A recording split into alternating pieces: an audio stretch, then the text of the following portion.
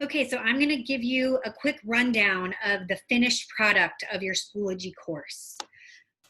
First, you're going to change the class profile picture to something that reflects you, your class, something that kids can notice when they look at their courses. And then you're going to create 2 pages. The good news is we've made the pages pretty much for you, but you will have to add links to some of these buttons. So just for some quick Schoology vocabulary here, this class hub and today's agenda, those are pages. There's a lot of different materials you can add on Schoology, and right now all we're going to worry about is pages. And for the younger grades especially, that's probably all you're going to use for most of the year. And so this is where you would click add page. So that's the vocabulary you really have to know about Schoology. Okay, so the class hub right here has these buttons, and these buttons go to different Zooms that get them through the day. And if you notice, there's emojis that correspond with the different Zooms. That way, when you have your agenda, you will signify in your agenda which Zoom they click on by clicking on the emoji. Obviously, this is for early readers who might not be able to read enrichment. So this is where, this link right here is obviously for morning prayer, for assembly. If Beth wants to lead a Mustang meeting, for instance, this is webinar. So yeah, that's for that link. This link you will have to create. This is your Zoom homeroom. Enrichment is the one that's with you and your partner teacher, so that the enrichment teachers can combine classes in the remote world. This is also a really good tool if you want to co-teach.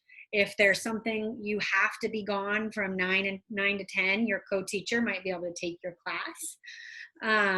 So there's a lot of opportunity here meant to just ease the burden of being on Zoom with the kids for that entire chunk of time. And then this is whole grade. So obviously enrichment, you or your partner teacher will have to create the Zoom link. And then the second grade one would be your team leader would make and share with you. And then this link directs them from the Schoology app to the Seesaw app so that they can directly connect. And so the idea is that everything starts in Schoology and they go to Seesaw for their assignments. In kindergarten through second grade, we're not going to push that right away. We're going to start with Seesaw and making sure they feel competent in that. And then we will expand into more of starting in Schoology. Okay, the next page is an agenda. And this is, you're basically your morning letter to them. A lot of you guys have already done this on your whiteboard every day or on an easel, and you in remote learning last semester, you may have done something to this regard on Seesaw. So it will live in Schoology. And it may live in Seesaw too for the younger grades and in the beginning for 3rd and 4th grade. And then here we have the chart, right? So it starts with materials, today's schedule, and notice this table right here. As I said before, these emojis directly relate to the Zooms that they need to click on at that time. Here, getting familiar with Seesaw, this link actually links directly to a Seesaw activity. Now, the way it works is it actually doesn't connect you directly to the ability to create on the activity, but it will give you basically the assignment rundown. And so this is more for the parent, really, rather than the student. The student still has to navigate to the Seesaw app.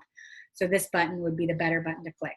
And this link should already work, so you shouldn't have to change this one at all.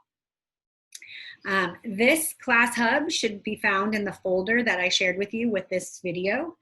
And Erica has made a Google Doc, and this is just a copy and paste. So I made the link on the Google Doc and everything, and I just copied and pasted the whole thing. So really, really easy, and hopefully it will be easy for you too.